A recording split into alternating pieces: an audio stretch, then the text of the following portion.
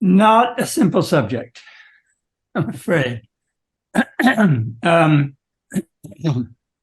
Any guillotines? oh, lots of guillotines. Yeah, lots of guillotines. Can't do it without them. Everybody was losing their head. Um, so I'm going to obviously concentrate on the medals. I mean, there's a lot of history here, but I think it would take too much time, and many of you probably know a lot about it. But to concentrate on the medals, the nature of the medals, and in a way, who produced them and why they were produced. But it also is a kind of capsule history of what happened during that period.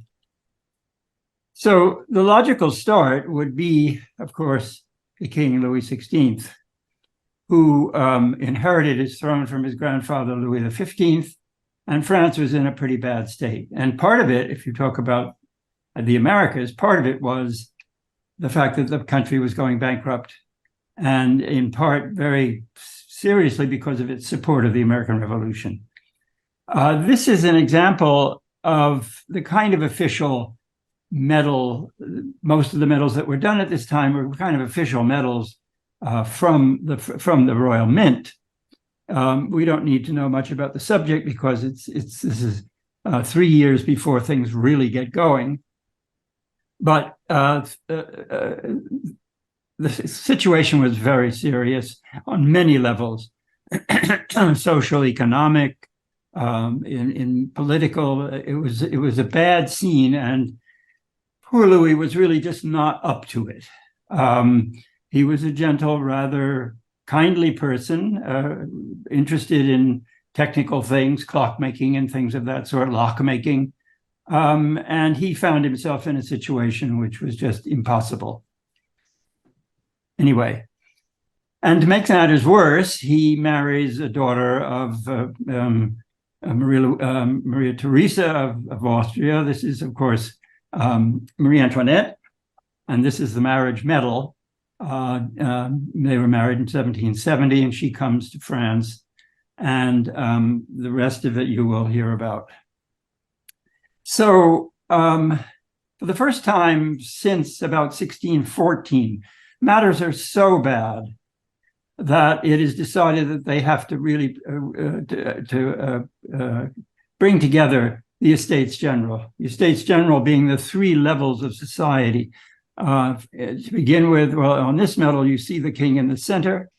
He calls this body of men for the first time since then. And you see the clergy on the left, which would be on his right, and on his left, the nobility, the first and second estates. And the third estate is this little crowd in the front, which is the bourgeoisie for the most part.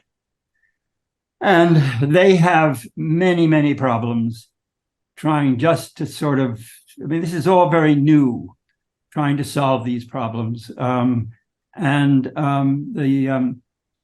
third estate is not given sort of equal representation with the other two, which is reflecting the whole, I suppose, antiquity of the social system at that time and its weaknesses. It's a very unbalanced society. So so as a result, there is a kind of collapse of order.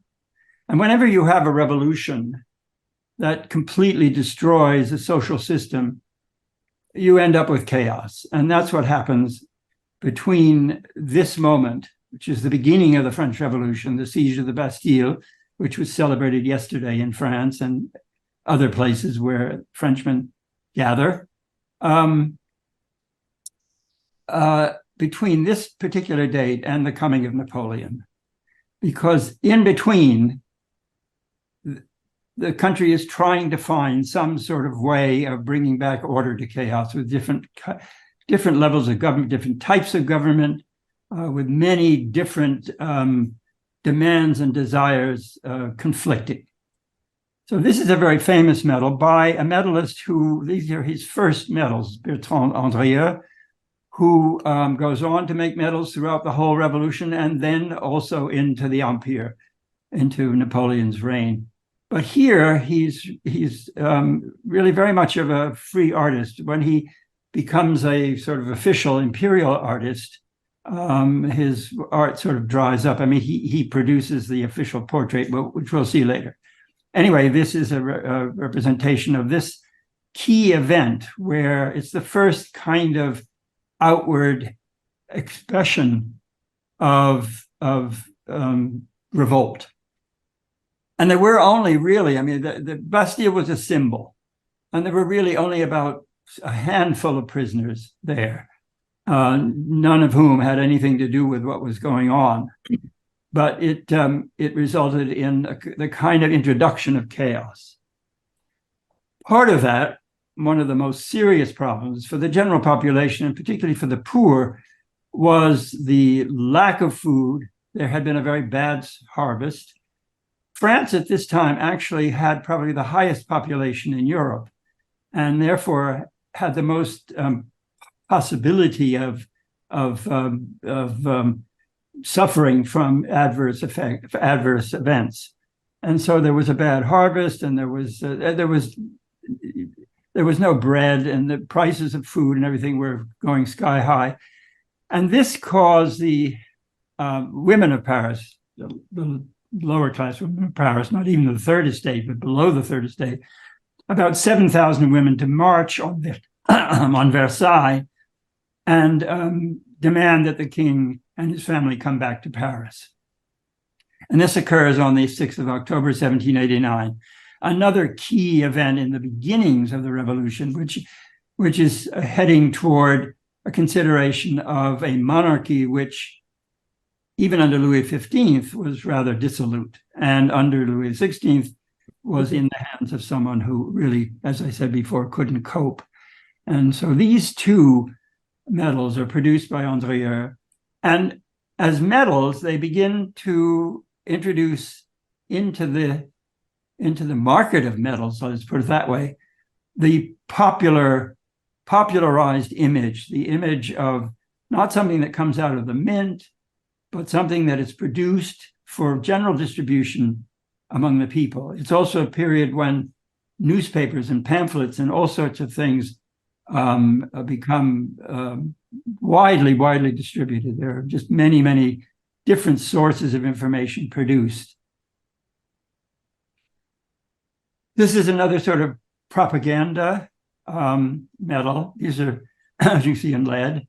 And lead was cheap, and it could be produced. They're all uniface, could be produced easily.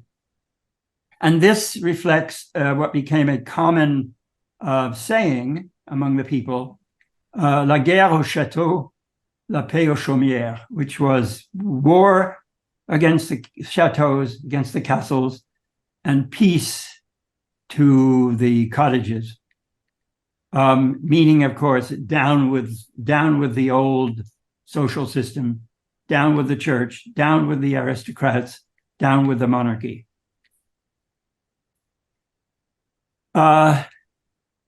This should really look very familiar because, as you know, as you can recognize right away, it is a reflection of something we just mentioned, and that is, and it is always on our minds, I guess, the Libertas Americana medal, which I'll show in a second. This is really, I mean, a lot that happens in France is there's a lot of sort of influence from the American Revolution because, much to its economic dismay, France was very deeply involved in the American Revolution. But this showing a head of liberty with the liberty cap was produced. It was a sort of model for coinage produced by the Mint in Lyon. And of course, there you are. It's a direct copy, a direct influence. Well, things go downhill for the royal family, I'm afraid. Louis is faced with the demand for various changes in the structure of the government, with a different sort of relationship between the monarchy and the country and the people. And that eventually gets to a point, and he vacillates. He agrees to many of their demands for a constitution, a monarchical constitution, which of course undercuts the absolute monarchy that had existed for so long. And he is also in close relationship with the other monarchs in Europe. After all, his wife is a Habsburg from Vienna, with Prussia, with Russia, with England, with all the other monarchs who are looking on in dismay about what's happening in France. And Marie Antoinette has not made herself also very popular. She, as you know, the French are very chauvinistic, and she was a foreigner. She was very, she spent widely, and she became a symbol of the kind of excesses of the aristocracy. And so eventually it's demanded that the king be executed. He's accused of many crimes, especially trying to undercut the revolution with his fellow monarchs in Europe. And so he's sentenced to death. And here is a scene of him taking leave of his family, with in the background what was then the Place de la Révolution, which is now the Place de la Concorde, with the, there's your first guillotine waiting in the background for him. And these are struck medals because obviously they're not produced by the Royal Mint.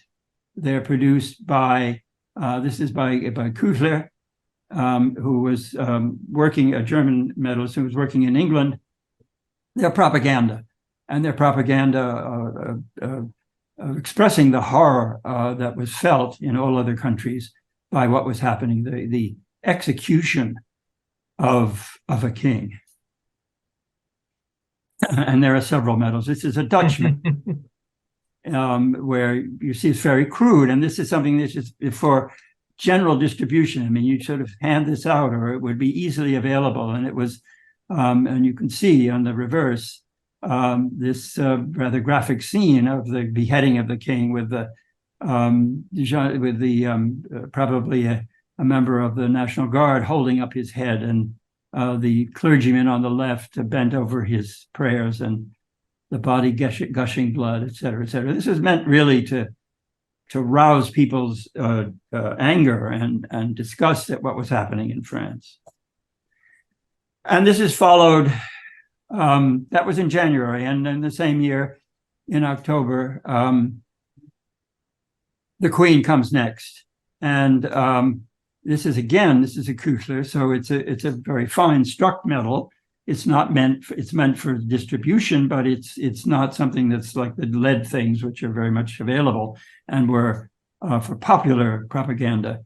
And here she is in an official portrait. And on the reverse is a very famous scene of her being led to execution, once again in the Place de la Concorde, Place de la Révolution, in the famous tumbrils that were dragging people. And this is really sort of the beginning of the Reign of Terror. 1793 is the first. The Reign of Terror doesn't last very long, but if you include all of the deaths that occurred, they would add up to 30 or 40,000 across the country. Not all legal, not all as a result of the Committee for Public Safety or the Revolutionary Tribunal, which is the court that sentenced most of these people, but all sorts of other things that came as a result of violence. And that were really called the Reign of Terror. And this is based on a very, very famous drawing, which is in the Louvre, by Jacques-Louis David, who was really he was a very famous painter and became a very famous painter throughout this whole period and well into the empire. He was in a building along the Rue de Rivoli, which is where the tumbrils went to get to from the Conciergerie, which was the prison, to the Place de la Concorde. He was in a window looking out over the scene, and this is what he saw. And these are his notes, and he's saying that this was Marie Antoinette, no longer looking as we saw her in the medal, but a very dignified and terribly aged by now artificially aged woman being led to her death. And it was the basis for, it corresponds to the medal. And another one, which is produced, decapitated on the 16th of October. Anyway, another key person was Madame Roland, who was a leading figure of one of the political parties at the time, one of the political clubs. And that was another factor, that there were so many different elements as part of this chaos that was occurring in the government, the different clubs, the Jacobin Club, and she was one of the leading persons in the Girondin Club. The Jacobin Club, as you probably know, was really the major source of the terror of it was a very extreme, I suppose we would call it left organization, but it was, you had these various political clubs. You had the sans-culottes, who were the kind of common people, and you had the Feuillants. You had a lot of different clubs, and they were all vying for control of the government. And she was one of the leaders of the Girondins, a very fascinating and a very interesting woman, quite passionate and quite intelligent.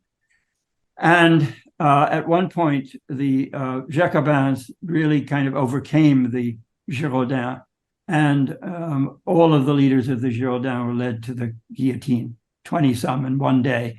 And there she is, suffering that means of execution.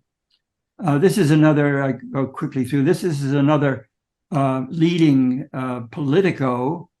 He was the mayor of Paris, and he was very important, but he ran afoul of the Committee of Public Safety. And it's interesting to see the reverse. It's a very nice portrait. On the reverse, lists he was an astronomer, lists all of his accomplishments. And then at the very end, the last line says, hélas, and shows an axe. Well, I guess you know what happened to him. And then that shows on this medal of him, where in the background, once again, you see the tumbril and the guillotine. And so he fell prey to the dominance of the Jacobins, who were led by a name which you're very familiar with, Maximilien Robespierre. One of the real rabble-rousers was Marat, who was a real demagogue, and he published a newspaper called L'Ami du Peuple, which was a friend of the people, which incited people against the other parties, against the aristocrats, against the clergy, et cetera, et cetera. And he came to the notice of a young woman who lived in Normandy, and she was also very brilliant, very beautiful, very brilliant, and very committed. But I suppose what I did mention was that Madame Roland also was a bit naive, which is probably the reason she ended up in the guillotine.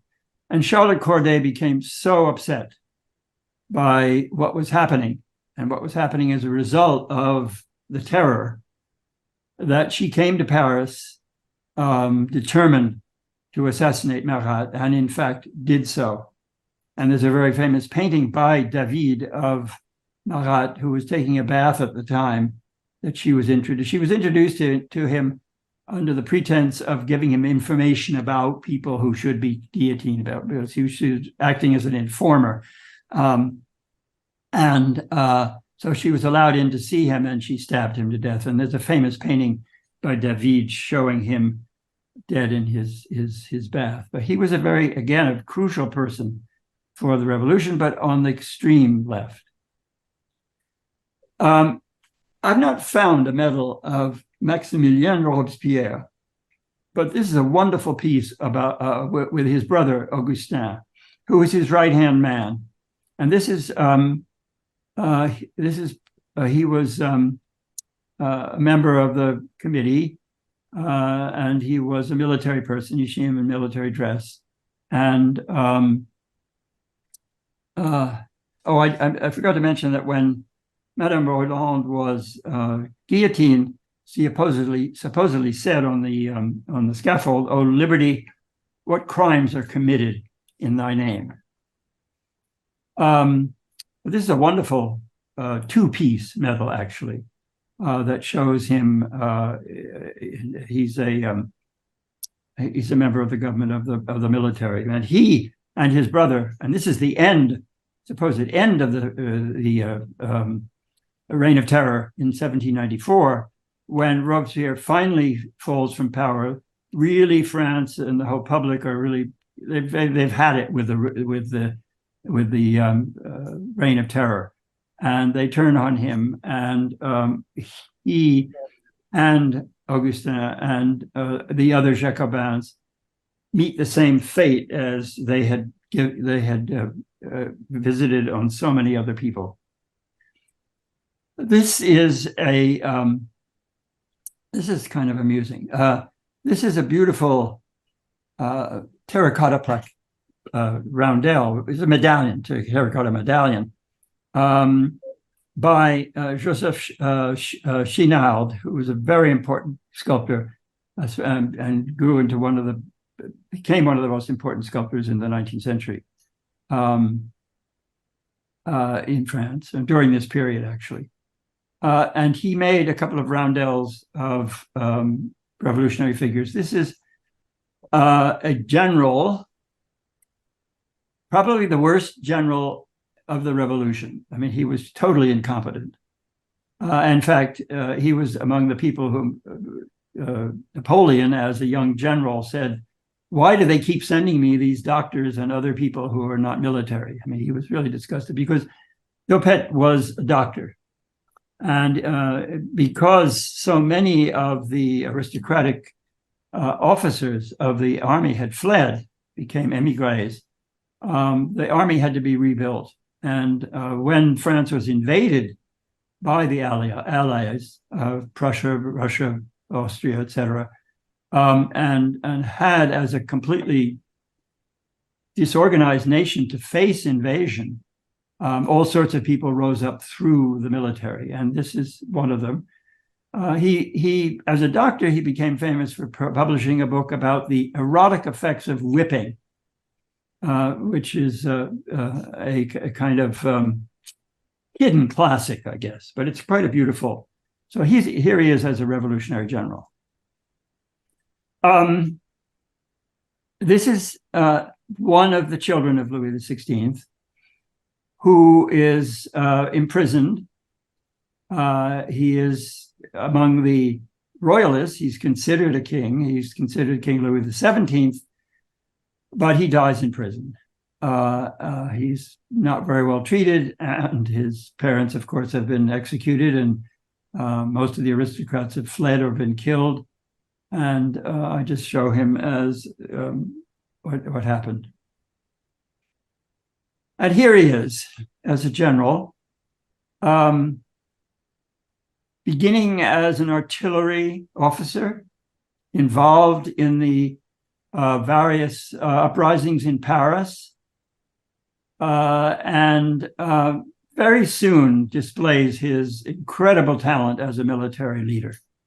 And this is just one of what becomes a long, long series of medals.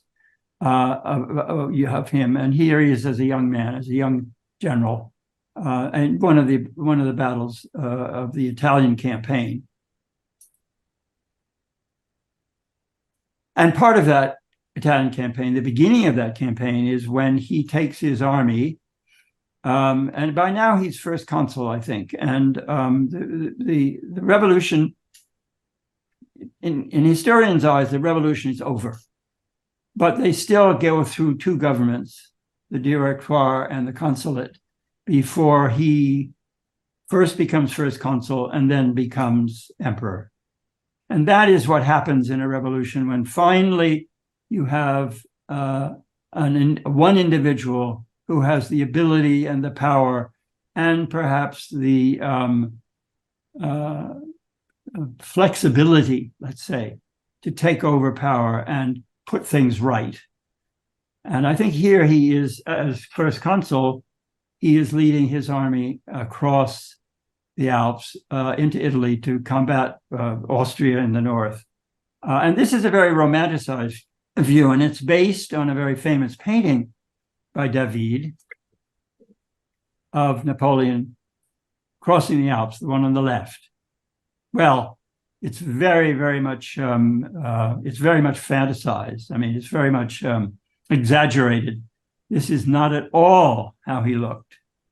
How he really looked is on the right, where he was led over the Alps on a mule by a peasant.